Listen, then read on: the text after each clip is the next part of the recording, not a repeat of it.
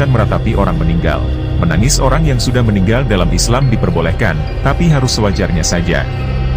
Karena kematian adalah takdir Allah Subhanahu wa Ta'ala yang tidak dapat kita hindari. Jadi, menangis sewajarnya dan jangan meratapinya. Dalam ajaran Islam, meratapi jenazah disebut dengan niyahah dan hukumnya adalah dilarang. Orang yang melakukan niyahah dikatakan akan mendapatkan dosa besar bahkan hingga diancam siksa neraka.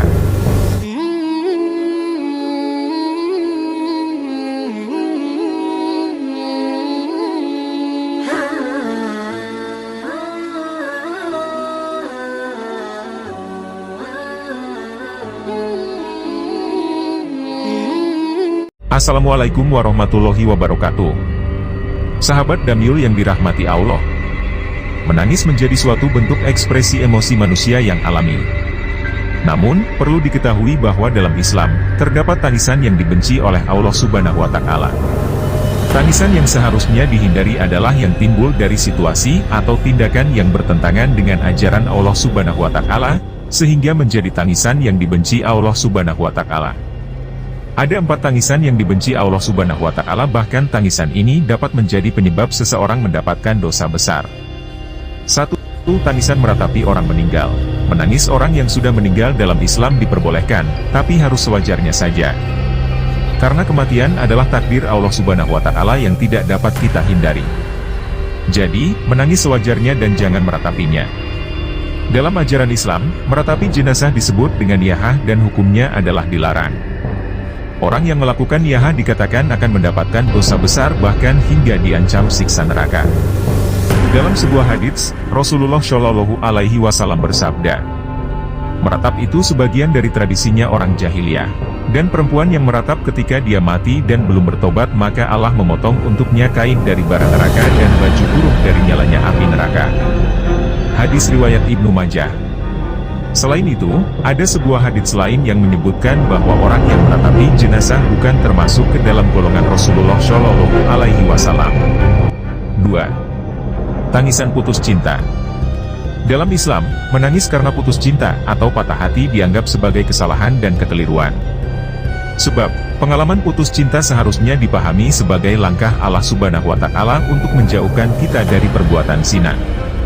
Sebagaimana yang disampaikan dalam surah Al-Isra ayat 32, Allah Subhanahu wa Ta'ala berfirman, "Janganlah kamu mendekati zina. Sesungguhnya, zina itu adalah perbuatan keji dan jalan terburuk." Quran Surat Al-Isra ayat 32. Oleh karena itu, menangis atas suatu hal yang Allah benci menjadi sesuatu yang tidak bermanfaat dan sia-sia. Lebih baik kita menjadikan pengalaman tersebut sebagai bentuk ujian dan pelajaran, serta berupaya memperbaiki diri agar mendekatkan diri kepada Allah dalam menjalani kehidupan dengan ketabahan dan keimanan yang kuat. 3.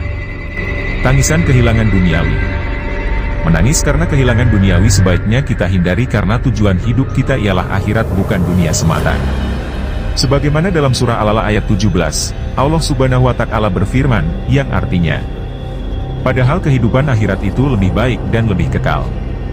Quran Surat Al-Alaq ayat 17. Oleh karena itu, ketika kita mengalami kehilangan harta, sebaiknya kita tidak terlalu berduka, karena harta adalah amanah dari Allah Subhanahu wa Ta'ala.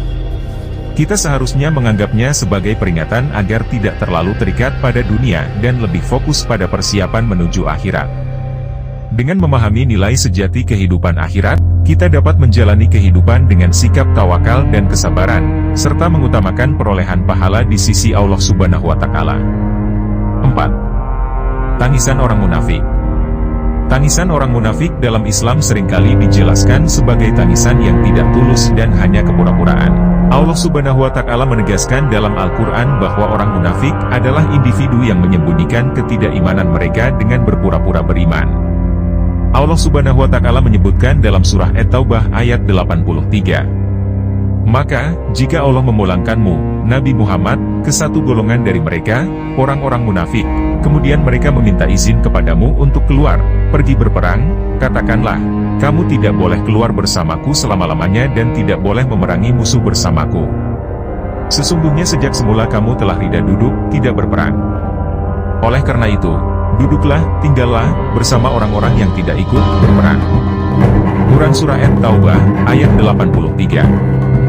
Allah membenci tangisan orang munafik karena itu merupakan bentuk kemunafikan yang menyimpan dari tulusnya hubungan antara hamba dan pencipta.